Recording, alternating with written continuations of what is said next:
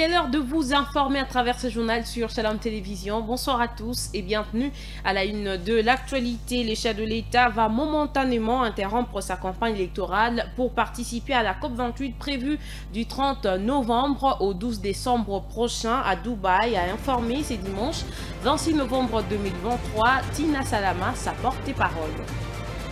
Le cardinal Fridolin Ambongo, à l'heure d'une messe qu'il a dite hier dimanche 26 novembre 2023, a appelé les jeunes à la vigilance durant cette période de la campagne électorale. Selon lui, il risque d'y avoir des désordres dans le pays. Déclaration à suivre dans ces journaux. Ouverture des travaux d'évaluation du programme des couvertures santé universelle à Kinshasa par le ministre de la Santé, le Dr Roger Kamba. L'inspecteur général des finances a pris part à ces assises. Environ 1000 ménages vivent sans abri à Banalia, à 128 km au nord de Kisangani à cause de ces inondations, a alerté la société civile de la Chopo. Détail à suivre également dans ce journal. En Sierra Leone, nous parlerons d'une armurerie qui a connu une attaque de individus tout à l'heure. Et c'est tout pour les titres. Madame, Monsieur, bienvenue à vous si vous nous rejoignez sur Shalom Télévision. La porte-parole du président de la République, Félix Antoine Tshisekedi Tshilombo, a annoncé hier dimanche 26 novembre 2023 l'interruption temporaire de sa campagne. Il va participer au COP28 qui démarre le 30 novembre à Dubaï. Suivez ici la porte-parole Tina Salama dans ses propos. Ceci est également une occasion de vous annoncer que le président de la République, président en fonction, et non le candidat, va donc devoir interrompre momentanément sa campagne électorale pour se rendre aux Émirats Arabes Unis, à Dubaï, où, comme vous le savez, il y aura la COP28, la conférence des partis sur le climat de l'ONU, qui aura donc lieu du 30 novembre donc, au 12 décembre. Alors, le président l'a si bien dit, aujourd'hui, on ne peut pas parler de la République démocratique du Congo sans la présence de la République démocratique du Congo. Aujourd'hui, on ne peut pas parler du climat sans le pays solution, sans la RDC qui devient un pays incontournable. Et donc, c'est pour cela que le président de la République a annoncé et confirmé sa présence à la COP28 aux Émirats Arabes Unis. Et c'est aussi pour vous dire que cette campagne, ces élections ont également des enjeux non seulement nationaux, mais également régionaux et internationaux. Aussi, le thème où on va dire il y a des points essentiels de la présidence émirati sur cette COP28, c'est notamment mettre l'accent sur le bilan mondial, la transition énergétique, mais surtout, et ce qui nous intéresse, nous ici, République démocratique du Congo, c'est la solidarité entre pays du Nord et ceux du Sud. Et vous savez que le président de la République n'a cessé de le marteler, de le rappeler, que ces engagements soient respectés, et cela depuis la COP Paris. Alors, je vous laisse, et j'en profite en tout cas pour signaler ici, qu'en marge donc de la COP 28, il y aura des activités en parallèle que la République démocratique du Congo organise, notamment sur la nouvelle économie du climat. J'invite...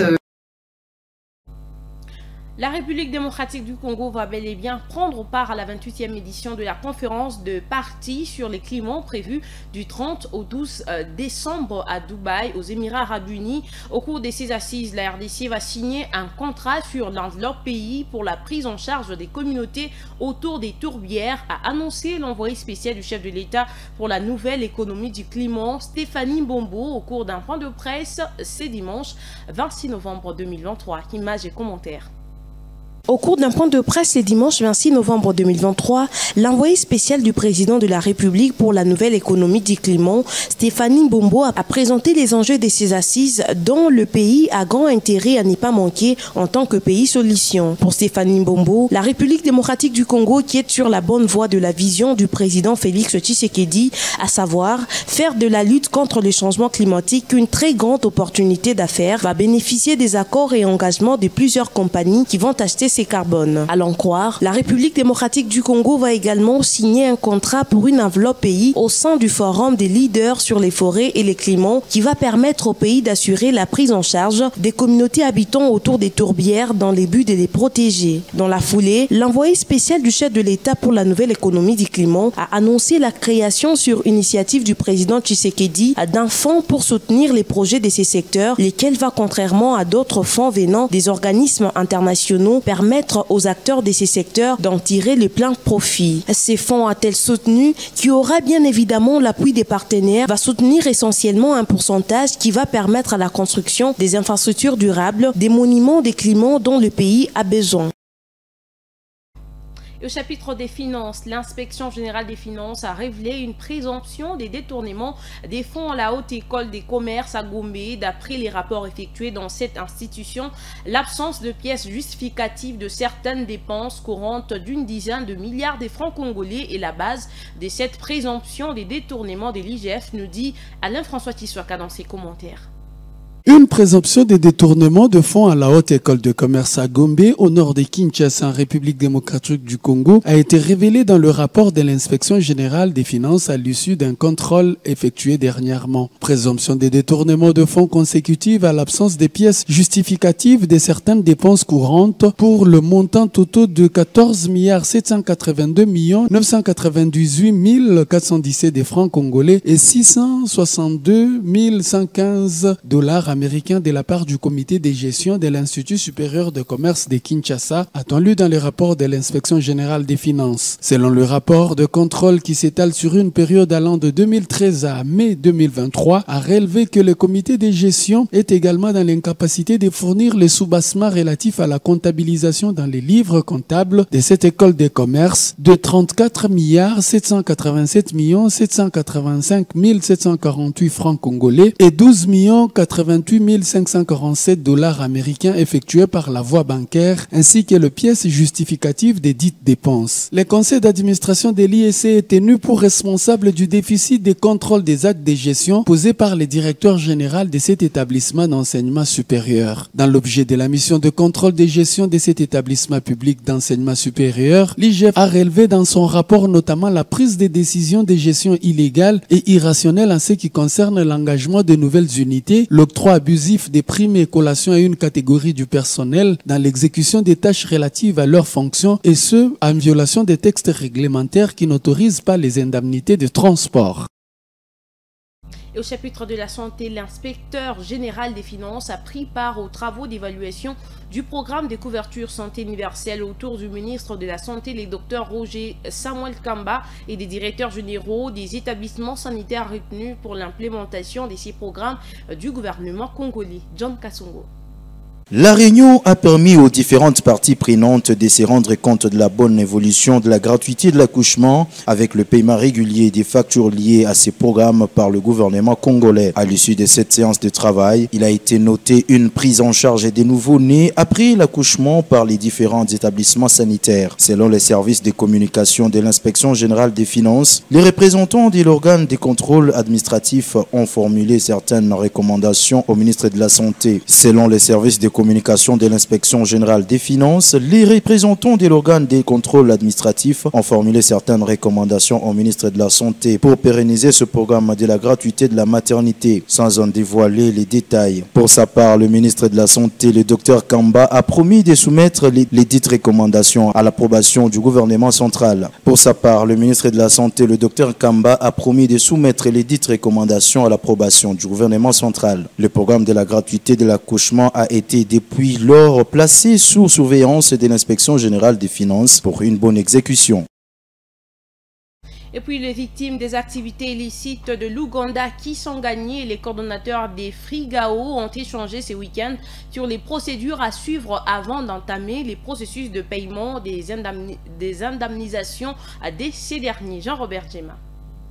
Monseigneur François Moirabou, le coordinateur du Fonds de réparation des victimes des activités illicites de l'Ouganda, Frivao, a présidé une séance de clarification des procédures à suivre avant d'entamer le processus de paiement des indemnisations pour les victimes des guerres lors d'un événement de séjour à Kisangani. Cette occasion a permis au coordinateur national d'expliquer le fonctionnement des Frivao, sa composition ainsi que les directives de la Cour internationale de justice concernant le paiement des victimes et les accords sur la gestion des Frivao. Selon les coordinateurs nationaux des Frivao, la première étape cruciale consiste à identifier les véritables victimes. Il est primordial de déterminer qui sont réellement les victimes et qui ne le sont pas. C'est une étape essentielle qui nous permettra de suivre les procédures restantes. Gérer une telle ampleur des cas n'est pas simple. Pour assurer un travail de qualité, nous prévoyons d'organiser des réunions dans les différentes communautés dans un format plus restreint afin de mieux expliquer les directives des Frivao et de clarifier les éventuels malentendus ou illusions chez les victimes. Lors de ces échanges, le secrétaire rapporteur des Frivao, Mimi Mopunga,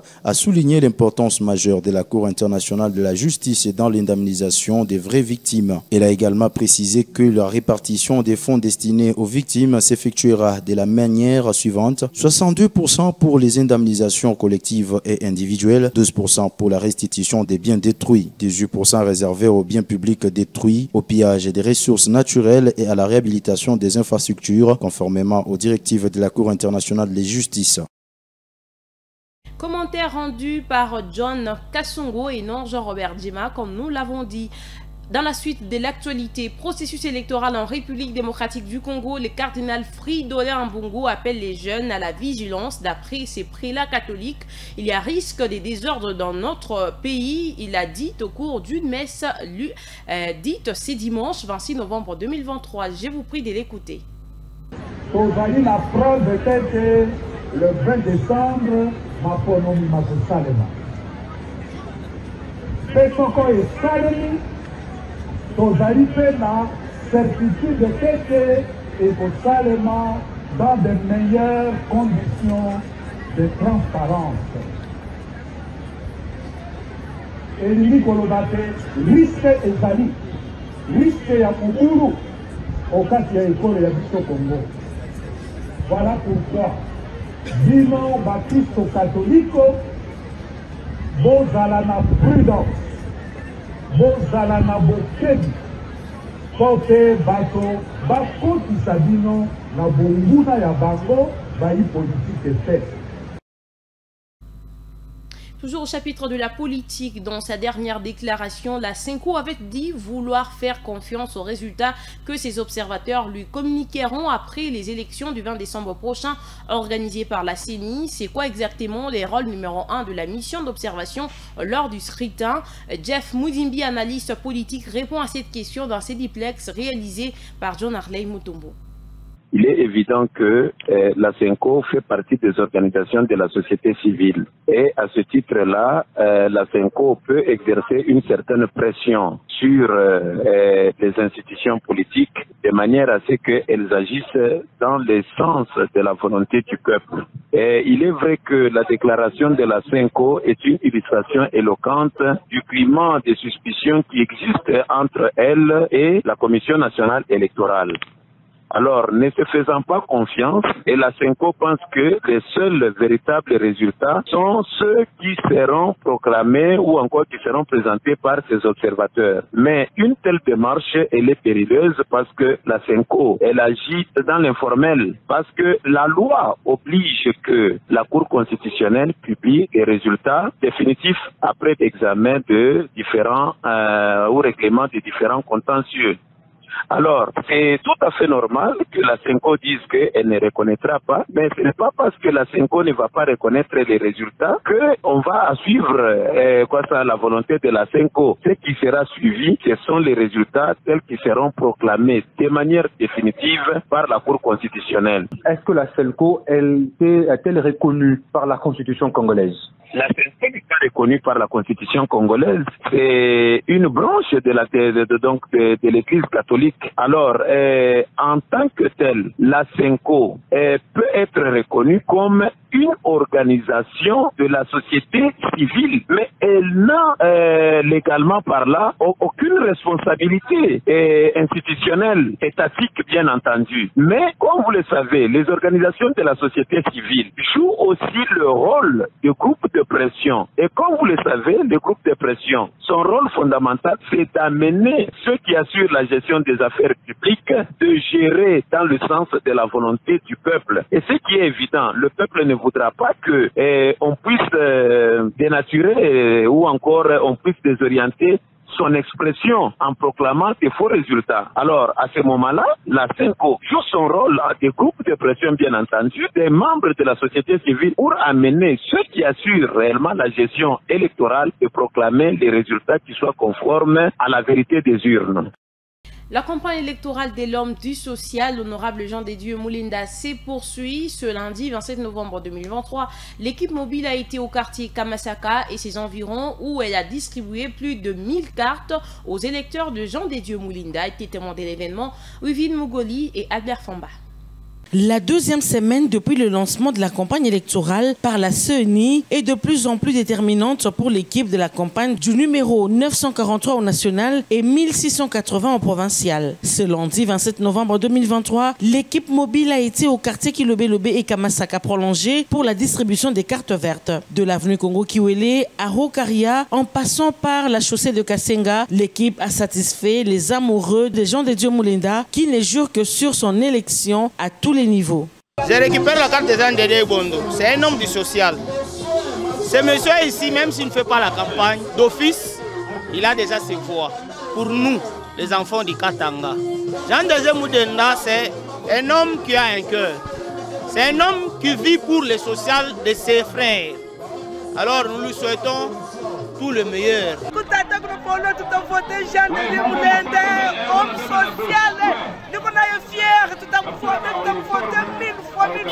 Moulinda atapata 100%. Kampani yake haikuanza leo. Kampani yake ni depuis hapa ni revision isapitaka depuis zamani. Nitakuvote 100% depuis rien tusaidia mai uneko kumai mateso maisha kuja. Mimi nitakuvote coûte que coûte. Ni mtu anamaila huyu anafanya vitu vizuri. Kusala kwa bure. Sisi tunabezana makuta, tukunjo bezana lazima yako leo kunafanya baba Mungu apone. Tamuvote Jean de Dieu Moulinda, njwana tufanshe bintu bya bien, tukundazala bya bule, mai anatuekea, mitamuvote. Polo tutavale tapasuka, me huyu eo natufanshe bya kabaila. Jean de Dieu Moulinda, huyu atapita. Plusieurs sont ceux qui acceptent les pots de vin des autres candidats tout en sachant que le leur, c'est Jean de Dieu Moulinda, comme le témoigne Selou Choua.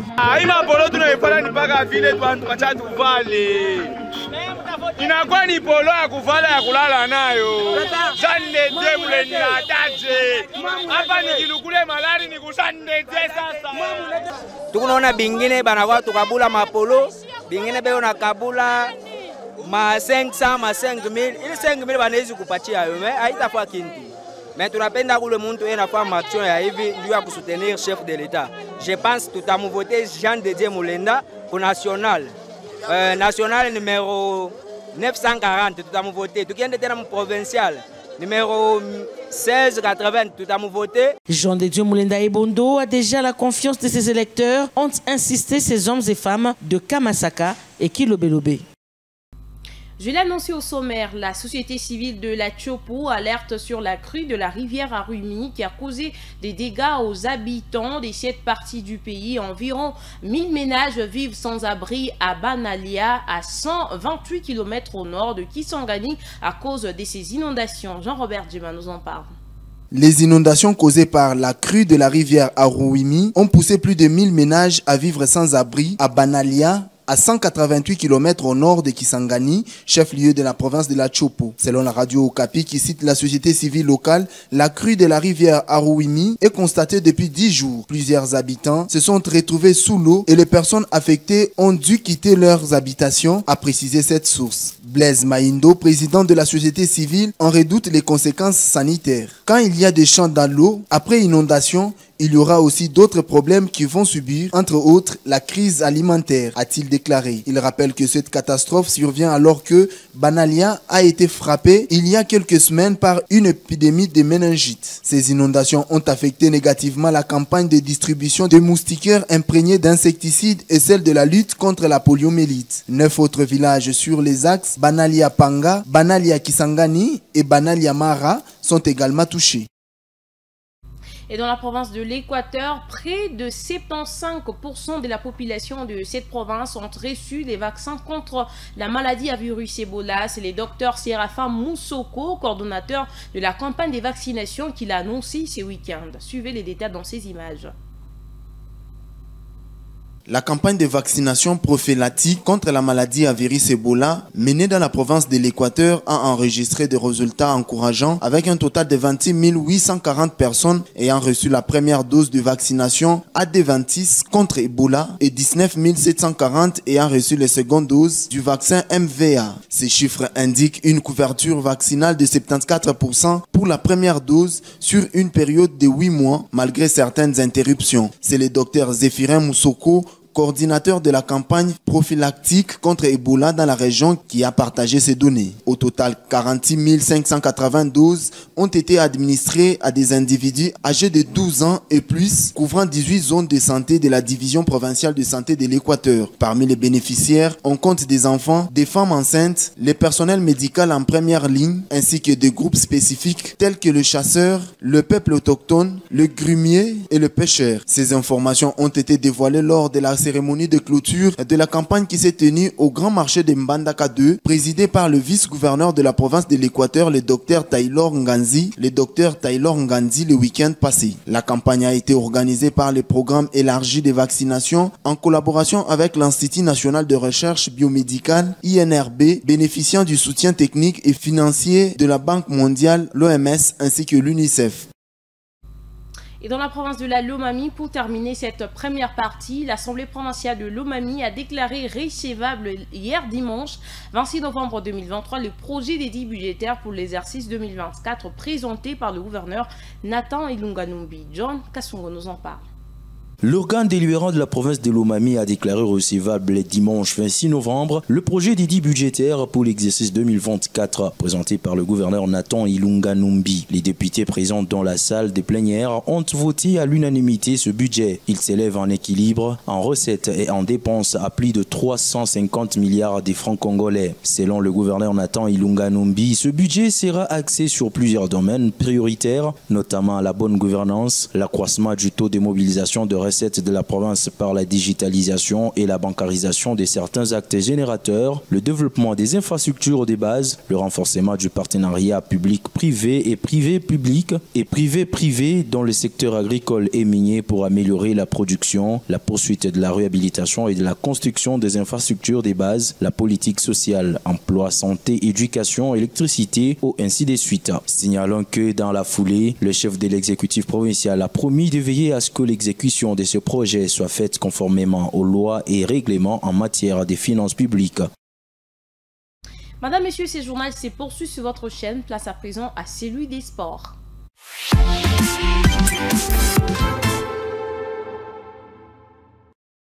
Les FC Saint-Éloi Loupopo enchaîne une 6e victoire d'affilée et reste leader du groupe A avec ses nouveaux succès d'1-0 face à Sanga Balende ce dimanche 26 novembre 2023 au stade Kibasa Maliba. Alors François Tissoaka nous en parle.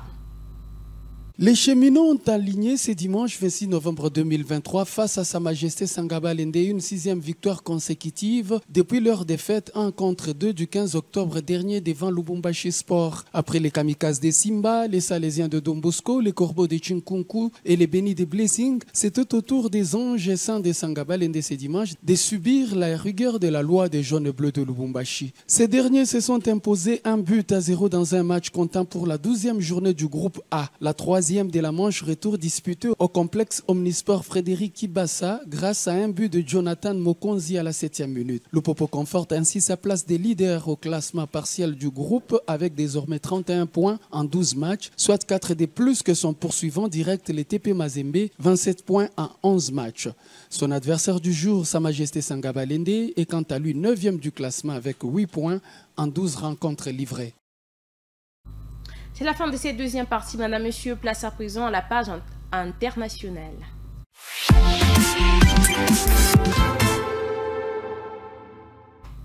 En Sierra Leone, une armurerie a connu une attaque des individus non autrement identifiés dimanche dans la capitale du pays. C'est ce que renseigne un communiqué du gouvernement qui a annoncé un couvre-feu national immédiat. France 24 nous en parle.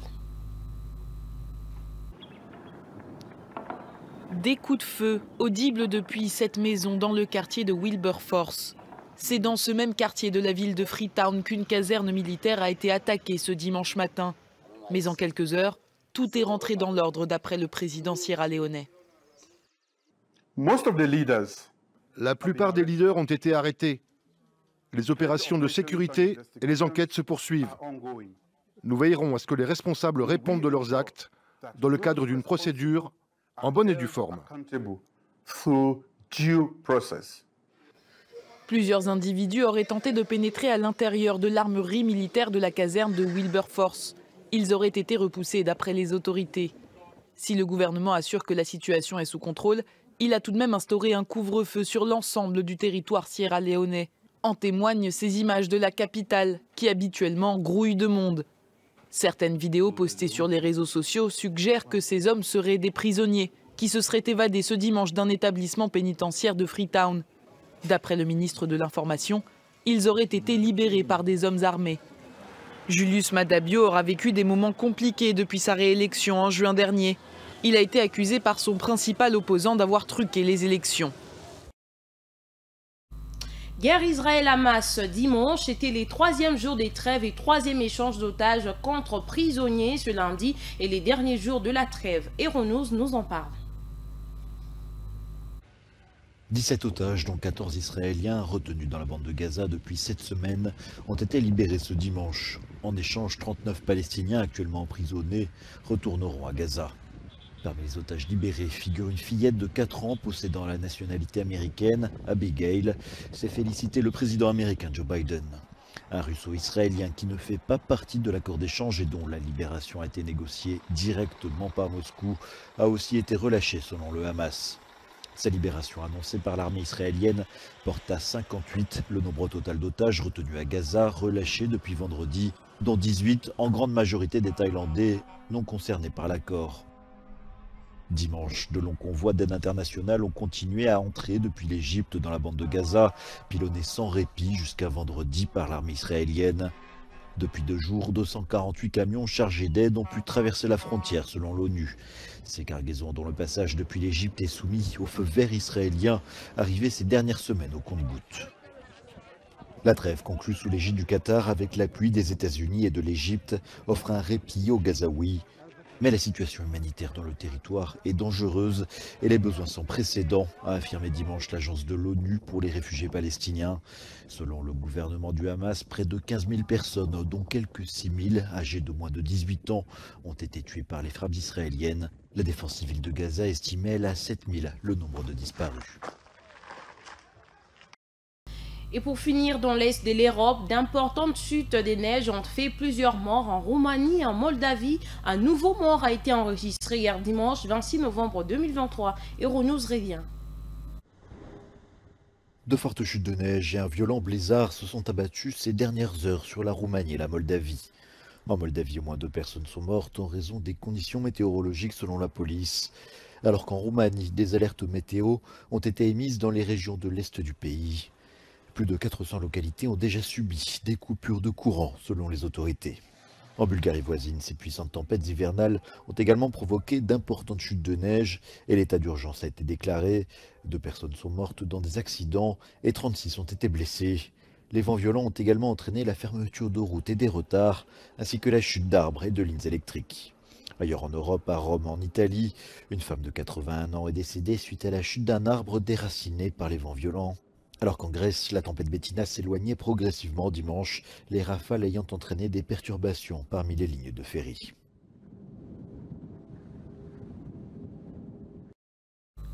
La page météo est à suivre juste après nous, madame, messieurs. C'est la fin de ces journaux sur Shalom Télévision. Merci à vous de l'avoir suivi. Merci également à tous ceux qui nous ont suivis à partir de notre chaîne YouTube. Au revoir et bon début de semaine à tous.